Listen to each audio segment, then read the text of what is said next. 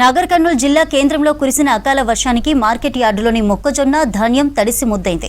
నెల రోజుల క్రితం మార్కెట్ యార్డుకు మొక్కజొన్న అమ్ముకుందామని తీసుకువస్తే కొనుగోలులో జరిగిన జాప్యంతో మొక్కజొన్న మార్కెట్ యార్డులోని కుప్పలుగా పోసిన ధాన్యం తడిసిపోయింది. ధాన్యాన్ని కొనుక్కోవడంతో మార్కెట్లో ఎక్కడి ధాన్యం అక్కడే నిలిచిపోయింది. ధాన్యాన్ని భద్రపరుచుకునేందుకు ఎలాంటి వసతులు లేకపోవడం వల్ల ఆరుబయటనే కొందరు రైతులు కుప్పలుగా పోసుకోగా మరికొందరు రైతులు ఆరబెట్టుకున్నారు. రోజుల తరబడి మార్కెట్ అధికారులు కొనుగోలు చేయకపోవడం వల్ల ఈ పరిస్థితి ఏర్పడిందని రైతులు ఆందోళన చెందుతున్నారు. తడిసిన ధాన్యాన్ని ప్రభుత్వం కొనుగోలు చేయాలని రైతులు కోరుతున్నారు.